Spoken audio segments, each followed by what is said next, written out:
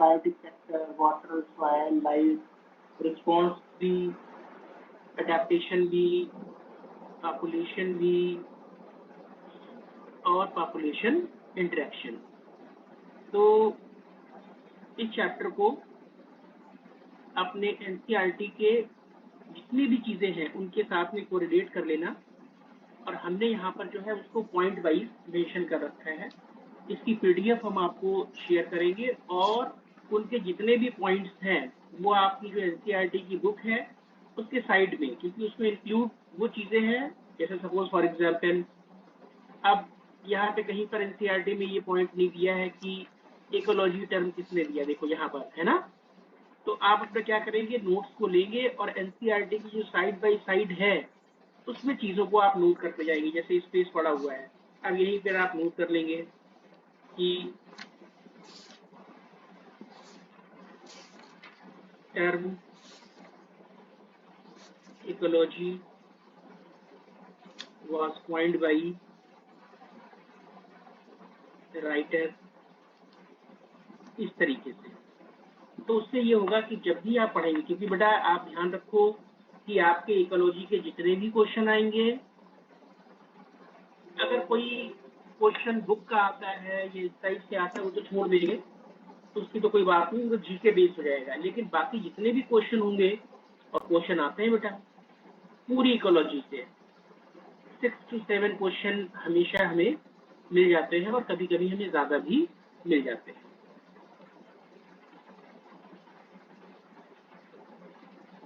अब देखो जैसे फॉर एग्जांपल क्वेश्चन कहाँ से बन सकते हैं।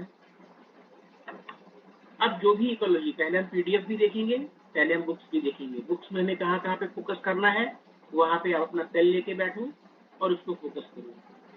तो एक तो क्वेश्चन आपका यहीं पर बन गया बेटा,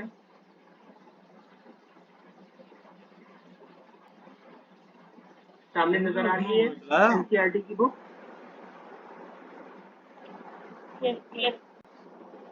एक तो आपका नीट का क्वेश्चन यहीं से आ गया, सामने लिखा हुआ है कि ecology is basically concerned with, बस पूछ देगा कितने लेवल पे, 2 लेवल, 3 लेवल, 4 लेवल, 4 लेवल।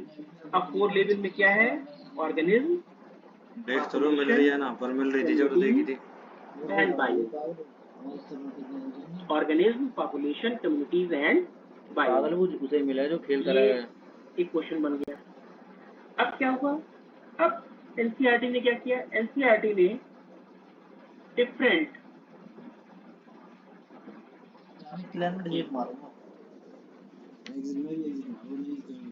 ये बताऊं कि इसमें भी सारे रहना और सारे शॉप में जब सारे आ जावे ना, सारे दाइनर है सही कार की कार है, एक साइड में जो बुर साइड से वो आ रही है ना करो चाचा क्लैन के आगे पॉइंट्स तो बढ़ना रहे। डिफरेंट बायोम दिए, जैसे arctic and alpine tundra biome, conifer forest biome, temperate forest biome, tropical forest biome, grassland and desert. ये 6 दिए हैं बायोम बेटा वर्ल्ड के।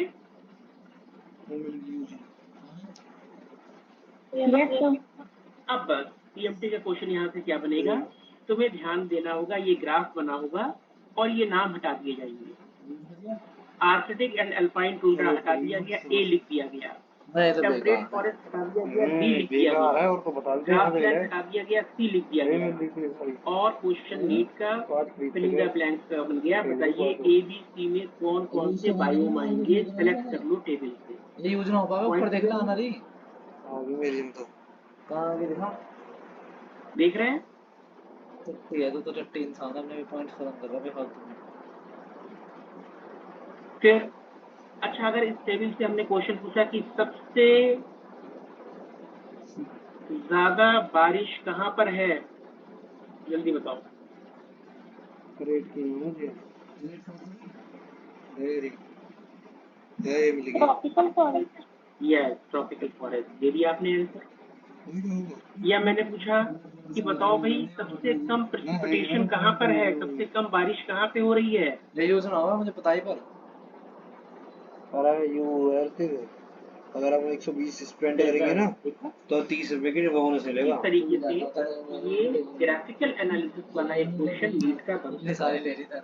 मैंने 10 लिए बस, तो 10 यूज भी तो हो जाएगी मेरी। ये सब आपको मुझे याद टाइम थी ना 3 दिन के बाद खत्म हो जाएगी। इसके बाद मेरे पास बहुत बेटा ये पॉइंट है। चार अभी फोटो मेरे लगा पास पता कितने पॉइंट और रह रहे हैं? 300, 200 रह रहे, 200। मेरे पास बहुत सारे हैं, ये तो मैं अपना खर्च बेटा वाइट को बंद करो प्लीज। बाद में बताना फिर 4 महीने। बेटा ये 4 फोटोग्राफ लगे हुए हैं। नीट का क्वेश्चन यहाँ से आ गया। अब एनसीईआरटी ने क्या किया, 4 फोटोग्राफ बना दिए, उसके बारे में नहीं लिखा। जैसे सपोज पहला इंडिया के बायोम है, ये इसके बायोम है बायोम ऑफ कैलमिनाटी इंडिया। खेलने लगा बीजीएमआई। व्हाट्सएप पे मना कर दे, इंग्लिश में मना कर देते। इसमें लिख दिया ट्रॉपिकल देख रेन वहाँ फॉरेस्ट। और के मौसा के बेटे के रिश्ते को मना करने का टू मच प्रेशर। एक फोटोग्राफ ले लिया। दूसरा डेसिडुअस फॉरेस्ट। तीसरा डेजर्ट का इलाका दे दिया। और चौथा कोस्टल बायोम तक दिया, मतलब सी का किनारा कोस्टल बायोम। अभी 4 फोटोग्राफ देखिए। अब उसके बारे में इंफॉर्मेशन लिखिए। अब हम क्या करेंगे देखिए। अब हमने जितना पढ़ा एनसीईआरटी में उसी को थोड़ा सा डिस्क्राइब कैसे। इकोलॉजी टर्म किसने दिया, राइटर ने। Father of ecology Ernest Haeckel. Father of plant ecology Warming. Father of Indian ecology professor Ramdev Mishra. ये देखो ऑल पे क्या हो रहा है। इकोलॉजी क्या होती है, study and structure, study of structure and function of nature, या relationship between organism and environment. Trigger button set कर रहे थे मैं। रिलेशनशिप बिटवीन उस ऑर्गेनिज्म के ऊपर उस एनवायरनमेंट का क्या इफेक्ट है, ये हम स्टडी करते हैं इकोलॉजी में। बेसिकली मैं खेल रहा था बट ये बेसिक अपना आरओजी कोर्स है। लेवल ऑफ ऑर्गेनाइजेशन में इंडिविजुअल से मिलके बनी पॉपुलेशन, ठीक है, same type of individual population. Ultimate में नीचे कम्युनिटी में हमने क्या कर दिया, एबीसी कर दिया बेटा। एक मिनट में फिगर आउट करने पड़ेंगे। एक मिनट रुको, तू ये लेके चल थोड़ा देखो ऐसे कोने में लेके चल। कम्युनिटी में हमने क्या कर दिया था, मैं सेटअप ही करना भूल गया। भाई अरे भाई ये तो इसका मतलब कम्युनिटी क्या हो गई, एक टीम आ रही है। अच्छा पॉपुलेशन और कम्युनिटी में क्या डिफरेंस हो गया। टीम जा रही है। पॉपुलेशन में आ गया सेम टाइप ऑफ इंडिविजुअल, और कम्युनिटी में क्या आ गए, चीज आ गई, डिफरेंट टाइप की चीज ने कम्युनिटी बनाई। अब क्या हुआ, एक कोई अर्ली कम्युनिटी है, एक कोई इंटरमीडिएट, एक कोई प्राइवेट। किसी भी रेस्ट तो इंडेक्स का है ना। इसके पास होगी या क्लाइमेक्स से बहुत ईजी होगी, या वो बन रही होगी इंटरमीडिएट। अब इन तीनों को अगर मिला दें तो क्या बन जाएगा, बायो। क्या बन जाएगा, ना, इसकी पहले चल रही है, पहले वाली आईडी। तो बायो के लिए क्या हो गया, different type of community. Bio के लिए क्या हो गया, अब देखो पॉपुलेशन के लिए हो इसके गया पास सेम तगड़ी टाइप ऑफ स्किन है। एक्टिविटीज, कम्युनिटी के लिए हो गया डिफरेंट टाइप ऑफ तगड़ी है, एक्टिविटीज, killing और वाली बायो के skin। लिए हो गया डिफरेंट टाइप ऑफ कम्युनिटी। अब हमने कुछ टर्म यहाँ पे यूज कर लिए जो अक्सर आ जाते हैं, ऑट इकोलॉजी, सिन इकोलॉजी और बायोम इकोलॉजी। ऑट इकोलॉजी किसे कहेंगे, ऑट इकोलॉजी कहेंगे, देखो इकोलॉजी का मतलब relationship between organism and environment, लेकिन अगर वहाँ पे ऑर्गेनिज्म की बात चलती है पॉपुलेशन के टर्म पे, सपोज ह्यूमन के ऊपर लाइट का क्या इम्पैक्ट पड़ता है, तो केवल ह्यूमन है, तो ये स्टडी किसमें करी जाएगी, ये स्टडी किसमें करी, हाँ, तो ऑट इकोलॉजी हो गया बेटा। अच्छा, अब मैंने कहा कि ह्यूमन के ऊपर, प्लांट के ऊपर, लिजर्ड के ऊपर, मॉस्किटो के ऊपर लाइट का क्या इम्पैक्ट है, बेटा ये कम्युनिटी बन गई।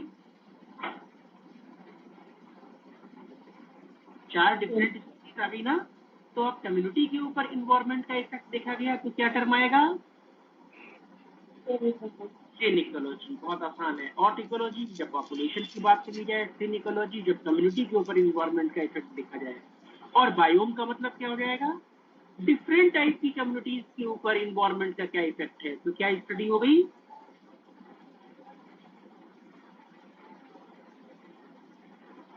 Bio ecology. रोज के पता नहीं बाकी फिर एनसीईआरटी की 4 पॉइंट मैंने कर दिए। हैबिटेट आपको मालूम ही है क्या होता है? जहाँ पर कोई ऑर्गेनिज्म रहता है उसे हम कहते हैं हैबिटेट। लेकिन फिर नीट का क्वेश्चन आएगा इकोलॉजिकल निश। लाइव स्ट्रीम सही पता कितने कमा लिए इसने कम से कम? क्या है पता? हैं? 2 3 10,000 रुपये तो अभी कमा लिए। ऐसा पता कितने मिनट हुए? अब सुनो, निश का मतलब ओ अभी क्या तो होता है? 5 मिनट हुए और मान 10,000 रुपये लीजिए कमा लिए इसने। हाँ मैं अंबानी एंड सेक्टर बाबा 10 फरीदाबाद में रहता हूँ। सपोज ना वो पागल उसकी हाउस मार्केटिंग नंबर अलग है। 293 1 लाख रुपए कमा सेक्टर रहा 10 फरीदाबाद। है। This is my habitat. वो ना पॉइंट वो क्लियर इतने है ना बेटा? वो तो बहन है वो पता कितने कमाया वो एक मिनट के 1 करोड़ रुपए दिस इज कमाया माय वो हैं हैबिटेट। वो नेटवर्क मार्केटिंग क्लियर? से। लेकिन अब जरा सुनना, नेटवर्क लेकिन मार्केटिंग बहुत मैं तगड़ी चीज है थे फूड अर्न करने कर के रखा लिए, उसने। किसने? लेकिन मैं पागल अपने जिसकी चीज की लिए नॉलेज ना और होती है ना अपने जब तक घर करनी नहीं वालों चाहिए के वो लिए इसलिए नहीं कर रहा खाने है की हिसाब से लगा तलाश ले। में सेक्टर 16 आकाश इंस्टीट्यूट जाता हूँ। इकोलॉजी में सिर्फ खाने की बात होती है, पैसे की बात नहीं होती, क्योंकि that is a natural science. तो नो डाउट हमने उसको दूसरे तरीके से कर दिया। क्या? मैं सेक्टर 16 आकाश इंस्टीट्यूट जाता हूँ, तो वहां पे मैं पढ़ाता हूँ, उसके हमें पैसे मिलते हैं और फिर मैं उन पैसों से अपने लिए खाना लेकर आता हूँ। अब सुनना जरा, कौन? हम खाने की तलाश में कहाँ गए? क्या सेक्टर 10 लैरी में विल्स बैठे रहे या सेक्टर हैं? 16 आकाश इंस्टीट्यूट गए खाने की तलाश में? अंबानी से अमीर होगा वो उसने ही तो बताओ। करा उसने बनाया बिटकॉइन तो उन्हें उन्होंने है उससे अमीर। बेटा सेक्टर 16 जो है आकाश इंस्टीट्यूट वो हमारा हैं? इकोलॉजिकल देश हो गया। आई तो इंडियन बात रुपीज समझ आवा है में, इसके पास और वो क्या कमाओगे? डॉलर। बात की समझ में आई? हिसाब लगा ले तू। मतलब हमारा जो सोशल रोल है हैं? वो एक किसी का है, अरे हर मिनट में हमारा थोड़ी स्टेटस आएंगे है वो एक किसी का है। यूजली बता हमने रहा हूँ तुझे उसको पढ़ाया, उससे जिस दिन हमें इसके तालीम बिजनेस चल दी, रहा है ना तो जब बता बताया रहा हूँ और उस ये पैसे घूमे भी से है हम खावे भी खाना है अभी तो लेकर देख ले आए तू एज ए आगे भी है प्रॉफिट पोजीशन। समझ गया। इट रिप्रेजेंट प्रॉफिट जब पोजीशन। बिजनेस हम करा है ना खाना जब कहाँ की से बता रहा हूँ लेकर तुझे। आए? दैट इज इकोलॉजिकल निश। आ गई बात समझ में?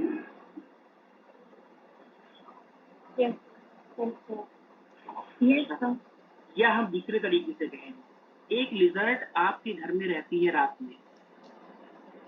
में वो लिजर्ड आपके घर में किसी सीनरी के पीछे, किसी फ्रिज के पीछे, किसी एसी के पीछे या किसी भी ऑब्जेक्ट के पीछे वो छुप जाती है। ठीक है, आपके घर में है, लेकिन जैसे ही दिन होता है तो वो छिपकली जो है लिजर्ड आपके घर के बाहर जाती है और बाहर जाकर जहां पर उसको कीड़े मकोड़े मिलते हैं, इंसेक्ट मिलते हैं, उनको खाती है, अपना पेट भरती है और वापस फिर शाम को आपके घर के अंदर आ जाती है। तो आपके घर के अंदर वो छिपकली जहाँ पे रह रही है वो उसका हैबिटेट हो गया, लेकिन जहाँ वो अपना पेट भरने के लिए बाहर गई, बाहर की दीवारों पर मॉस्किटो फ्लाइज वगैरह बैठी हुई थी, उनसे उसने पेट भरा, क्योंकि वो इंसेक्ट आपके घर के अंदर नहीं थे, तो वो उसका हो गया इकोलॉजिकल निश। आई बात समझ में? अच्छा, फिर नीचे की line, no two species can occupy in the same ecological niche. कोई भी दो स्पीसीज सेम इकोलॉजिकल निश में सरवाइव नहीं कर सकती, नहीं रह पाएंगी। अगर रहेंगी तो उनका कंपटीशन होगा। बात सही आ गई कि मान लीजिए खाना एक के लिए अवेलेबल है, बॉटनी टीचर की एक ही पोस्ट है सेक्टर 16 में, 3 टीचर है वो बात अलग हो गई, लेकिन सपोज एक ही पोस्ट होती और कोई दूसरा टीचर बॉटनी का आ जाता है, फिर दोनों टीचर्स के बीच में कंपटीशन होता और उसमें जो सरवाइव करता उसी को वो फूड मटेरियल या वो सैलरी मिलती।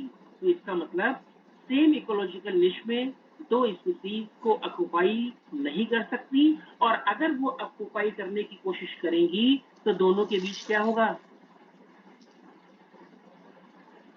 कंपटीशन। ओके, ये हो गया इकोलॉजिकल निश। अब बेटा मैंने इस स्लाइड में क्या दिया, वो जो 4 फोटोग्राफ दिए थे जिनके बारे में सिर्फ लिखा कुछ नहीं था, फोटोग्राफ थे एनसीईआरटी में, tropical rain forest, deciduous forest, desert और कोस्टल बायोम। हमने अब उनके बारे में कुछ इंफॉर्मेशन लिख दी। कभी कभी पूछ देते हैं ट्रॉपिकल रेन फॉरेस्ट इंडिया में कहाँ पर है, तो हमने देखा वेस्टर्न घाट, वही केरला वाला इलाका, Kerala, Karnataka, Nilgiri and north east India, Meghalaya, Nagaland, Assam, ये ट्रॉपिकल रेन फॉरेस्ट वाले एरियाज हैं इंडिया में। लो भाई क्वेश्चन बन गया कि इंडिया में ट्रॉपिकल रेन फॉरेस्ट की लोकेशन क्या है, western Ghat and north east India. थोड़ी सी ज्योग्राफी भी है। रेनफॉल देखा बड़ा मैक्सिमम हो रहा है, नामी है rain forest, 2000 to 3500 mm। Annual temperature भी 23 से 27। Vegetation Hopea, Dipterocarpus, Hiptage, climber, epiphyte यहाँ की मेन वेजिटेशन है। यहाँ की सॉइल में वाटर और न्यूट्रिएंट जल्दी से सॉइल के अंदर चले जाते हैं, इसलिए उनके बेस पर न्यूट्रिएंट की कमी होती है। उनके बेस पर न्यूट्रिएंट की कमी होती है क्योंकि बारिश के साथ वो न्यूट्रिएंट वगैरह जो होते हैं ऑर्गेनिक मटेरियल के, वो फौरन सॉइल के साथ, वाटर के साथ सॉइल की अंदर चले जाते हैं, इसलिए बेस पर न्यूट्रिएंट कम मिलते हैं। डेसिडुअस फॉरेस्ट की लोकेशन क्या है, नॉर्दर्न एंड साउदर्न पार्ट, जैसे यूपी, जैसे एमपी, जैसे हमारा देहरादून, शिमला, लो हिली एरियाज आ गए। एनुअल रेनफॉल थोड़ा सा कम होगा, टेम्परेचर 22 से 32 तक बढ़ सकता है।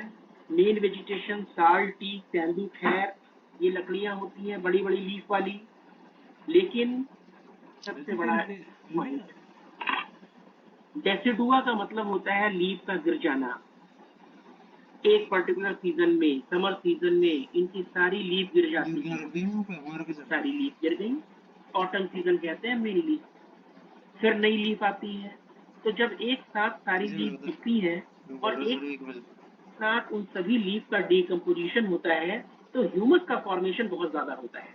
और अगर ह्यूमस का फॉर्मेशन इनकी सॉइल पे होगा तो नो डाउट ह्यूमस में न्यूट्रिएंट्स होते हैं, इसलिए इनकी सॉइल जो है वो रिच इन न्यूट्रिएंट्स होती है। अभी पूरा ह्यूमस खत्म भी नहीं हो पाया कि अगले सीजन में फिर से लीफ गिर गई, तो इसलिए इन फॉरेस्ट में हमेशा ह्यूमस बना रहता है और humus is the reservoir of nutrients, इसलिए इनकी सॉइल में न्यूट्रिएंट्स बना रहता है। डेजर्ट वाले में रेनफॉल बहुत कम है। इंडिया में अगर देखें तो hot desert, Thar, cold desert, Leh, Ladakh. Main vegetation कांटे वाली, acacia, salvadora, cactus, opuntia, euphorbia और कुछ ग्रासेस, सेंचुरस ग्रासेस जैसी वेजिटेशन होती है डेजर्ट में। हॉट डेजर्ट में पानी ही नहीं होता है, तो हॉट डेजर्ट के जो प्लांट हैं वो फिजिकल ड्राइनेस शो करते हैं। लेकिन लद्दाख, लेह में पानी तो है, बारिश तो है, बर्फ पिघल रही है, पानी तो है, लेकिन वो पानी प्लांट्स यूज नहीं कर पाते हैं। दो बातें, या तो लो टेम्परेचर होगा, वो पानी फ्रीज हो गया, या वो पानी जो है वो हिली एरिया, स्लोप के ऊपर गिरा। और जब स्लोप के ऊपर गिरता है पानी, सपोज ये हमने पहाड़ बनाया और यहाँ पर कोई वेजिटेशन लगी हुई है और पानी यूं गिरता हुआ आ रहा है, तो इनकी रूट ज्यादा पानी एब्जॉर्ब नहीं कर पाती है। पानी होते हुए भी प्लांट में ड्राइनेस आ गई, दैट इज फिजियोलॉजिकल ड्राइनेस। तो दो बातें, एक तो पानी ही नहीं है, फिजिकल ड्राइनेस प्लांट में है। पानी तो है लेकिन रूट एब्जॉर्ब भी नहीं कर पा रही है, तो फिजियोलॉजिकल ड्राइनेस। पॉइंट क्लियर हुआ?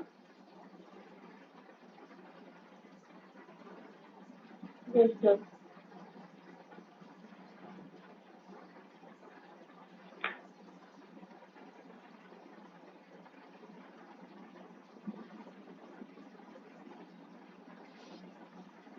अब देखो बेटा, सिलेक्शन होना या ना होना इसी बात पर डिपेंड करता है कि मैं चिल्ला चिल्ला के पढ़ा रहा हूँ, मेरे गले में प्रॉब्लम है, मैं अभी मतलब बड़ी क्रिटिकल कंडीशन से उठा हूँ और मैं एनसीईआरटी और नोट्स दोनों को कोरिलेट कर रहा हूँ, और आज की क्लास में 19 बच्चे केवल बैठे हुए हैं। ये जानते हुए भी कि नीट में कम से कम 7 से 8 क्वेश्चन मतलब 30 मार्क्स का 32 मार्क्स का केवल इकोनॉमी से आ रहा है, लेकिन नहीं, क्लास नहीं अटेंड करना है क्योंकि इकोलॉजी में क्या है, कुछ नहीं। और ये कुछ नहीं जो है ना, ये पता चलता है जब नीट का एग्जाम आता है। यही फाइंडिंग होती है। यही कुछ लोग मुझसे कहते हैं, जो लोग यहाँ पे नहीं बैठे हैं, कि सर मेरे नंबर कम हो जाते हैं। सर हमने पढ़ा तो था, और उन्हें इस बात की शर्म नहीं है कि इकोलॉजी जैसा टॉपिक स्टार्ट हुआ है और उसमें भी वो यहाँ पर नहीं आए। उन्हें लगता है कि हम इस 1.5 घंटे में कोई नया तीर मार लेंगे, फिजिक्स में बैठकर, केमिस्ट्री में बैठकर कुछ नहीं मार लोगे, ना फिजिक्स ही समझ में आएगी जो 1.5 घंटे में बनी। हाँ, 1.5 घंटे अगर इकोलॉजी पढ़ लेते तो इस चैप्टर के 4 क्वेश्चन कहीं नहीं जाते। बिना पढ़े हुए केवल आप लेक्चर ही अटेंड कर लेते तो भी आपके 4 क्वेश्चन हो जाते। तो ये फर्क होता है स्टडी करने का आपका तरीका क्या है। खैर आगे चलते हैं, ज्यादा बात नहीं करेंगे। कोस्टल बायोम, अब समुद्र का किनारा है। समुद्र का किनारा जहाँ पर पानी, उसका एरिया और टेरेस्ट्रियल हैबिट मिलती है, दैट इज कोस्टल बायोम। अगर हम कोस्टल बायोम देखें तो बड़ा अच्छा एग्जाम्पल हमारा मिलता है, जो हर जगह मिलेगा कोस्टल बायोम, लेकिन काफी अच्छा अगर कोस्टल बायोम अगर आपको देखना है तो सुंदरबन डेल्टा याद आया कुछ, जहाँ पर सी वाटर और रिवर वाटर आपस में मिलते हैं। तो ये एक ट्रांजिशन जोन होता है। वहाँ की वेजिटेशन कहलाती है मैंग्रोव वेजिटेशन। मैंग्रोव वेजिटेशन में राइजोफोरा, सिनेरेशिया, एविसेनिया और इनकी जो रूट होती है वो बाहर निकल आती है, जिसे निमेटोफोर कहते हैं। निमेटोफोर्स जो होती हैं वो इसलिए बाहर निकल के आती है कि वो सलाइन एरिया होता है, उसमें ऑक्सीजन की कमी होती है। ये निमेटोफोर्स, ये रिस्पिरेटरी रूट एटमॉस्फेयर से ऑक्सीजन लेने के लिए बन जाती है। इनमें एक और बहुत इंपॉर्टेंट चीज होती है कि जब इनके सीड नीचे गिरते हैं तो वो ऑलरेडी फ्रूट में जर्मिनेट पहले से हो जाते हैं, क्योंकि अगर सीड नीचे गिरेगा और उससे वाटर नहीं मिलेगा, वहां पर तो कंडीशन कैसी है, मार्शी एरिया बन जाता है बेटा, स्वैम्पी एरिया बन जाता है, पानी कम होता है, सीड जर्मिनेट ही नहीं हो पाएगा। साल्ट ज्यादा होता है तो नेचर ने क्या रखा, फ्रूट के अंदर ही सीड को जर्मिनेट कर दिया। फ्रूट के अंदर सीड का जर्मिनेशन बॉटनी में क्या कहेंगे, विविपेरी। क्या नाम देंगे,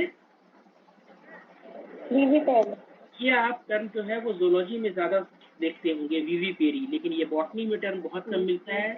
तो बॉटनी में विविपेरी का मतलब होता है germination of seed before shedding, और ये फीचर केवल और केवल आपको मिलेगा मैंग्रोव वेजिटेशन में।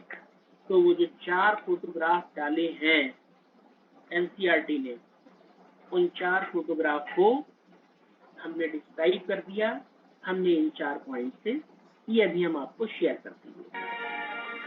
तो ये हो गया। उसके बाद में एबायोटिक फैक्टर, तो एनसीईआरटी ने 4 जो है वो एबायोटिक फैक्टर कर दिए। टेम्परेचर, दूसरा कर दिया है वाटर, तीसरा कर दिया है लाइट, और फिर कर दिया है सॉइल। तो वही चीजें हैं, एनसीईआरटी वाली चीजें हैं। क्यों ना हम एक बार एनसीईआरटी वाली बुक से इसको देख लें, उससे ज्यादा हमें कॉन्फिडेंस आता है कि यस, ये चीजें एनसीईआरटी में गिवन है। तो मेजर एबायोटिक फैक्टर में टेम्परेचर। अब टेम्परेचर से एक क्वेश्चन बन गया भाई नीट का, पूछा गया इन चारों में most ecological relevant environmental factor कौन सा है। बस, तो इन चारों में कौन सा है, टेम्परेचर। ज्यादा पढ़ना ही नहीं है बेटा, देखना कितनी जल्दी चैप्टर फिनिश हो जाएगा। हमें याद थोड़ा करना है इसको बहुत ज्यादा जाकर कि हम उसको याद करें। अब उससे आगे बातें लिख दी कि अरे भाई कहीं पर टेम्परेचर इतना ज्यादा 100 डिग्री हो जाता है, डीप सी हाइड्रोथर्मल वेंट्स इतना गर्म पानी होता है, कितना टेम्परेचर पहुंच गया, 100 डिग्री, लेकिन फिर भी वहां पर चीजें सरवाइव करती हैं, वहां पर चीजें सरवाइव करती हैं। यहाँ पर कुछ ब्लू ग्रीन एल्गी सरवाइव करती हैं और कुछ Archie bacteria,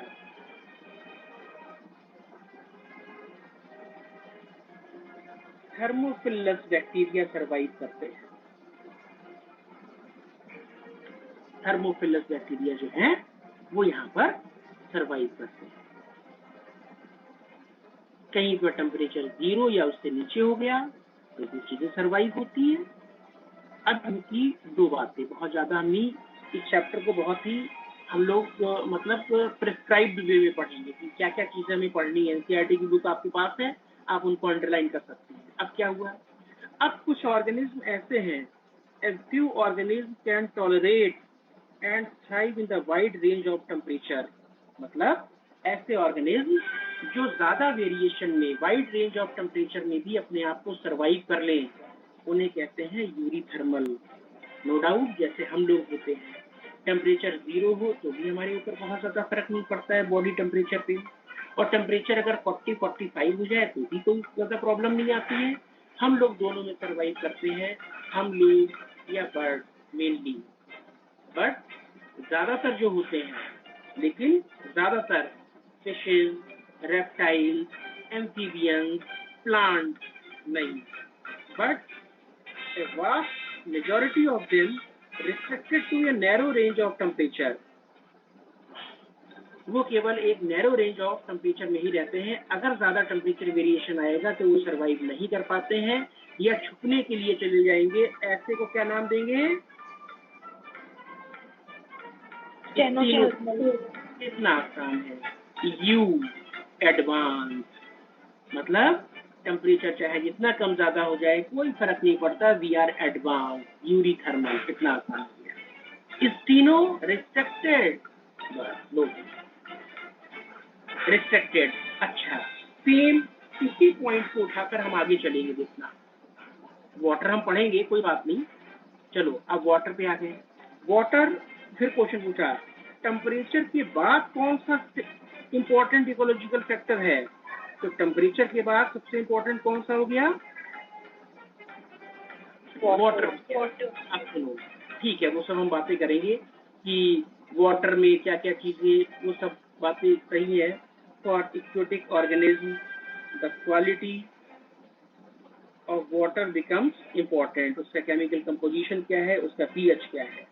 the salt concentration measured in part पर 1000, ये is less than 5 in land water, जो जमीन के अंदर पानी होता है उसका जो होता है लेस देन 5 पीपीटी, सी में जो होता है वो 30-35 पीपीटी, और कुछ हाइपर सलाइन लगून्स होती हैं उसमें मोर देन 100 पीपीटी।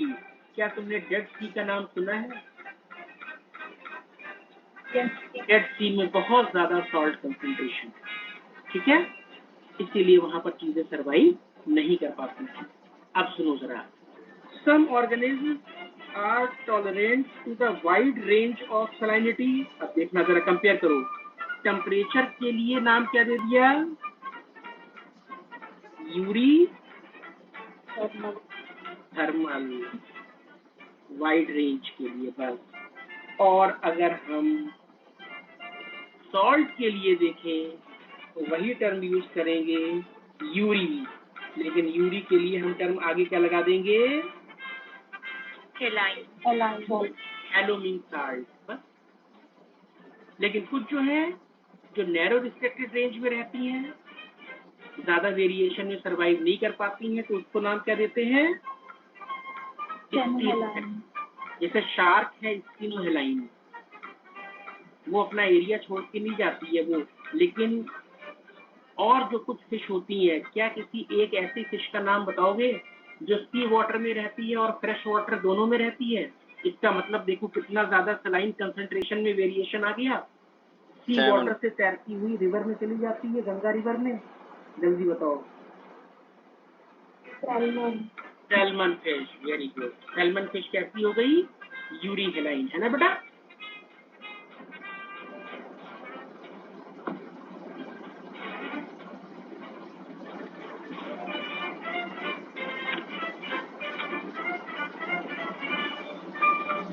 अब लाइट, अरे भाई लाइट तो हमने पढ़ रखा है कितना, जब से बायोलॉजी पढ़नी शुरू करी तो क्या हमने ये नहीं पढ़ा कि लाइट का इम्पैक्ट, अरे भाई फोटोसिंथेसिस कर रही है, ये तो बच्चों वाली बात हो गई, ठीक है ना। इसके अलावा क्या हमने 11th क्लास में नहीं पढ़ा, क्या फोटो पीरियड पढ़ा कि नहीं पढ़ा। फिर long day plant, short day plant, अरे सबके ऊपर लाइट का इम्पैक्ट पड़ना है यार, यहाँ पर कोई बहुत ज्यादा बताने की जरूरत नहीं है। अच्छा, अब क्वेश्चन कहाँ से बनेगा जरा देखो। अब गहराई में कहीं पर लाइट, जैसे सी वाटर है, लाइट पहुंची नहीं पहुंची, कुछ जगहों पे पहुंच जाती है, कुछ जगहों पे नहीं पहुंचती है। इसके अलावा लाइट की कुछ और स्पेक्ट्रम होते हैं, जैसे यूवी कंपोनेंट। तो यूवी कंपोनेंट जो होता है वो हार्मफुल होता है, नाइट कॉर्निया का इंफ्लेमेशन कर देता है, ब्लाइंडनेस कॉज कर देता है, ये सब ना ना यूवी की चीजें होती हैं। अब क्वेश्चन देखो, ये वाला यही थी अभी तो। among the red algae, green algae and brown algae that inhabit the sea, which is likely to be found in the deepest water, and भाई जल्दी बताओ इसका आंसर मैंने आपको लिखाया हुआ है रेड एल्गी में। रेड एल्गी में क्या होता है,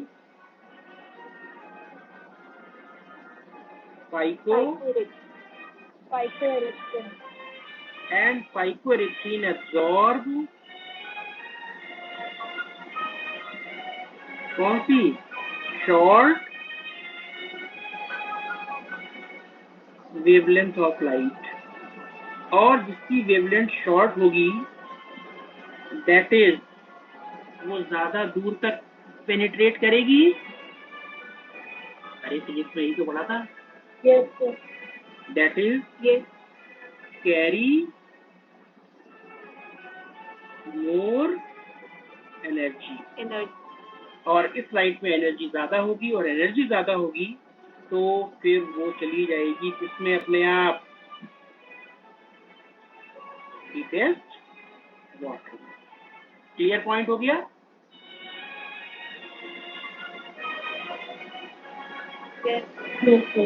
ओके, अब सॉइल पे आते हैं।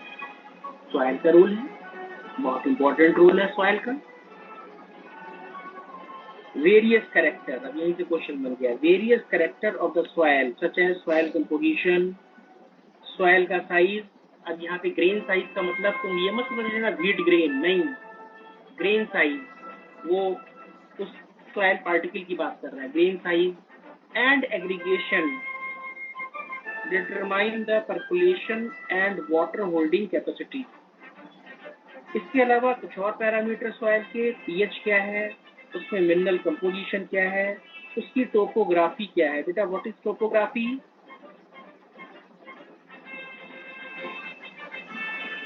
टोपोग्राफी कहते हैं क्या, डायरेक्शन एंड स्लोप। मान लीजिए इस तरीके से कोई है तो डायरेक्शन किधर है, अगर सनलाइट इधर को पड़ रही है ज्यादा तो वेजिटेशन इस तरफ ज्यादा होगी, इस तरफ कम होगी। अगर स्लोप इधर ज्यादा है, मान लो इधर स्लोप बहुत ज्यादा है, इधर स्लोप कम है, तो सिंपल सी बात है इस पर वेजिटेशन कम होगी, लेकिन इस पर वेजिटेशन ज्यादा होगी, डेंस फॉरेस्ट इधर होगा क्योंकि स्लोप कम है और पानी आराम से रुक जाएगा। मीनिंग आया समझ में टोपोग्राफी का।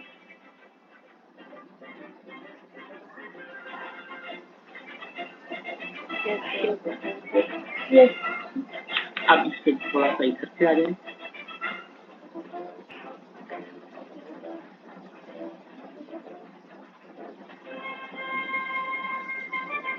लो भाई अब ये चीजें एनसीईआरटी में नहीं दी हुई।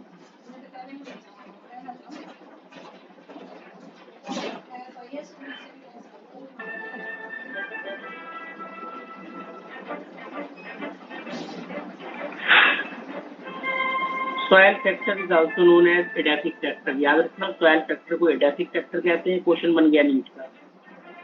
Study of soil is known as pedology, formation of soil is called pedogenesis. Pedogenesis दो तरीके से हो रही है, वेदरिंग ऑफ रॉक, कैसे सॉइल बनती है, वेदरिंग ऑफ रॉक, जो रॉक्स होते हैं वो टूटते फूटते हैं। फिजिकल वेदरिंग हो सकती है, केमिकल वेदरिंग हो सकती है, बायोलॉजिकल वेदरिंग। और क्वेश्चन बना नीट का बायोलॉजिकल वेदरिंग है। तो बायोलॉजिकल वेदरिंग, पहाड़ों को, रॉक सरफेस को बायोलॉजिकली कौन तोड़ेंगे? Lichen and mosses. इनकी बॉडी से कुछ एसिड निकलेगा, वो एसिड रॉक सरफेस को डिसॉल्व करेगा। ह्यूमिफिकेशन, ह्यूमस बन जाएगा और उस तरीके से पूरी सॉइल बनती ही चली जाती है। सॉइल टेक्सचर की अगर हम बात करें, जो एनसीईआरटी ने लिखा था, sandy soil, clay soil, loam soil. इसमें सबसे इम्पोर्टेंट प्लांट ग्रोथ के लिए लोम सॉइल होती है। उसमें 20% क्ले, 40% सैंड और 40% सिल्ट होती है। रेड लाइट, लेटराइट लाइट कहते हैं, ये बेस्ट होती है टी, कॉफी, रबर, अकेशिया के लिए। ये अपने जो साउदर्न पार्ट है इंडिया का, जैसे तमिलनाडु, कर्नाटका, केरला, वहां पर होती है। इसके अलावा जो ब्लैक सॉइल है, कॉटन सॉइल, इसको कहते हैं, यहाँ पर कॉटन बहुत ज्यादा ग्रो करता है, ग्राउंडनट ग्रो करती है। और ये गुजरात में ब्लैक सॉइल मेनली गुजरात में ही देखते हैं। तो ये दो सॉइल के बारे में कभी कभी इंफॉर्मेशन आ जाती है जो एनसीईआरटी में गिवन नहीं। क्लियर हो गया बेटा?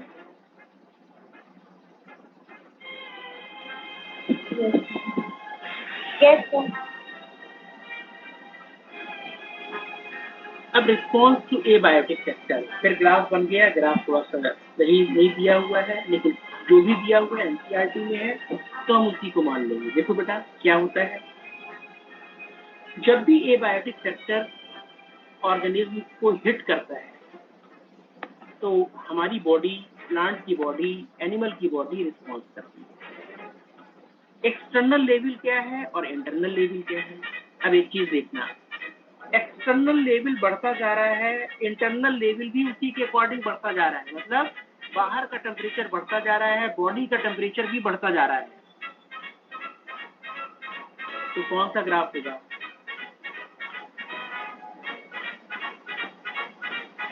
यही वाला तो होगा, कन्फर्मर। तो बेटा ऐसे ऑर्गेनिज्म जिनका इंटरनल लेवल, जिनका ऑस्मो रेगुलेशन जो बाहर फैक्टर है उसके अकॉर्डिंग बढ़ रहा है या कम हो रहा है, उनको कन्फर्मर्स कहते हैं। कन्फर्मर्स ज्यादा होते हैं। All plants, nearly all plants are conformer. Nearly mostly organisms are conformer, like fishes, like reptiles, like amphibians, they are conformer. लेकिन रेगुलेटर में क्या हुआ बेटा? बाहर कोई भी चेंज आ जाए लेकिन उनका बॉडी टेम्परेचर कांस्टेंट बना हुआ है। देख रहे हैं, उनका बॉडी टेम्परेचर क्या बना हुआ है? Yeah. Very few organisms, including some vertebrates, some invertebrates, some vertebrates में ह्यूमन और बर्ड्स, दे आर रेगुलेटर। तो दो बातें हो गई, जो अपने होमियोस्टेसिस को कंट्रोल कर लेते हैं, जो अपने इंटरनल इन्वायरमेंट को कंट्रोल कर लेते हैं according to the external environment, उन्हें रेगुलेटर कहते हैं। और जो बाहर के एम्बिएंट इन्वायरमेंट के हिसाब से अपने आप में चेंज करते रहते हैं वो कन्फर्मर कहलाते हैं। तीसरा, पार्शियल रेगुलेटर। बेटा पार्शियल रेगुलेटर मतलब कुछ टाइम तक तो इन्होंने अपने बॉडी टेम्परेचर को रेगुलेट किया, लेकिन जब कंडीशन बहुत ज्यादा एक्सट्रीम हो गई तो ये भी किसकी तरह बिहेव करने लगे? कन्फर्मर की तरह। इन्हें हम पार्शियल रेगुलेटर कहते हैं। क्लियर पॉइंट हो गया बेटा?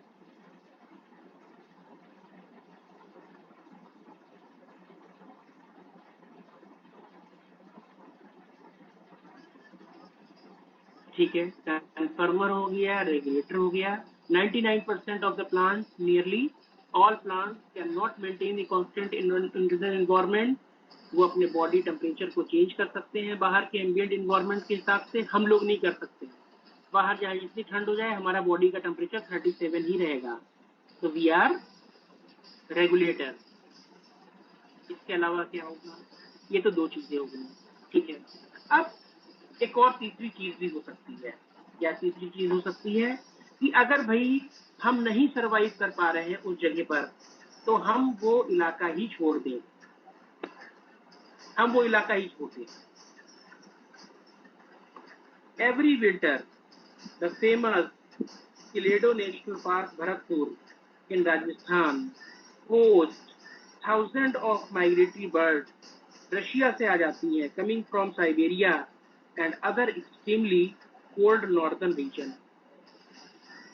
अब ये माइग्रेटरी बर्ड जो है, ये साइबेरियन क्रेन्स जो है, वो साइबेरिया को छोड़कर आ गए। इतनी ठंड थी वहां पर, ये एग ले नहीं कर पा रहे थे, रिप्रोडक्शन में प्रॉब्लम हो रही थी, तो फिर वो उन्होंने उन जगहों को छोड़ दिया। नो डाउट ये बर्ड्स हैं, ये अपना बॉडी टेम्परेचर तो मेंटेन कर ले रही थी, लेकिन अपने बच्चों का नहीं कर पा रही थी, क्योंकि वो अभी अंडों में से निकलेंगे, उनकी हैचिंग नहीं हो पाएगी, उनको प्रॉपर टेम्परेचर नहीं मिल पाएगा, इसलिए वो मूव करके यहाँ पर आ गए। एक टेम्परेरी मूवमेंट था, और जब यहाँ से अंडों से बच्चे निकले, उन बच्चों को लेके फिर वापस वो साइबेरिया चले गए, जब वहाँ की कंडीशन फेवरेबल थी। तो ये एक कंडीशन होती है फॉर द टाइम बीइंग के लिए, टेम्परेरी है, कि जब बहुत ज्यादा कंडीशन एक्सट्रीम हो जाती है तो हम उन जगहों को छोड़कर नई जगहों पर चले जाते हैं, और जब कंडीशन फेवरेबल होती है तो हम फिर वापस वहीं पर आ जाते हैं। Suspend, next condition suspend. Suspend में हम क्या कर सकते हैं बेटा? सस्पेंड में हम पढ़ चुके हैं। सस्पेंड में क्या हमने नहीं पढ़ा था? एंडोस्पोर फॉर्मेशन, क्या हमने नहीं पढ़ा था? हिप्नोस्पोर, एप्लेनोस्पोर, थिक वॉल्ड कवरिंग कर ली। अनफेवरेबल कंडीशन में फंजाई ने, एल्गी ने सस्पेंड हो गए 1 महीने के लिए, 2 महीने के लिए, जब तक पानी नहीं मिला। फिर जब वाटर आया फिर जर्मिनेट कर गए, दैट इज सस्पेंड। तो अनफेवरेबल कंडीशन में bacteria, fungi, lower plant like algae वगैरह, इन्होंने थिक वॉल्ड स्पोर बना लिए अनफेवरेबल कंडीशन में। एक पॉइंट ये हो गया।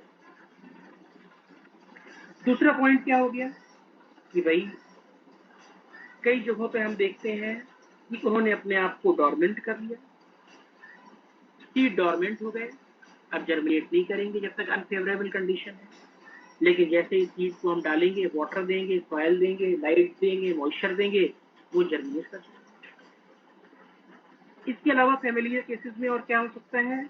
इसके अलावा हाइबरनेशन, बहुत ठंड हो गई तो हम सो गए बियर की तरह। बियर हाइबरनेशन कर ले रहे हैं, 6 महीने सो रहे हैं ठंड के दिनों में, और जो 6 महीने उन्होंने खाना खाया था उसी से उनकी मेटाबॉलिज्म चल रही है। जो फैट उन्होंने बॉडी में जमा करी थी, उसी फैट का बीटा ऑक्सीडेशन हो रहा है, उनको वाटर मिल रहा है, उनको एनर्जी मिल रही है। इसके अलावा फिश और स्नेल एक्टिवेशन कर रहे हैं। समर सीजन आया, बहुत गर्मी आ गई, कीचड़ के अंदर अपने आप को बंद कर लिया, उससे हल्की हल्की ठंडक उनको मिलती रही, तो समर से क्लीनिंग कर गए। इसके अलावा जो बहुत छोटे जू प्लैंक्टन्स वगैरह होते हैं, इन्होंने अपनी एक्टिविटी को बिल्कुल पॉज कर दिया, सस्पेंड कर दिया, डाइपॉज जू प्लैंक्टन्स ने, ताकि कम से कम एनर्जी यूज हो उन अनफेवरेबल कंडीशन में। तो अनफेवरेबल कंडीशन में अपने आप को सस्पेंड कर दिया। तो जब इन्वायरमेंटल इम्पैक्ट हमारे ऊपर पड़ता है, तो या तो हम क्या करते हैं, हम कन्फर्मर होते हैं, या तो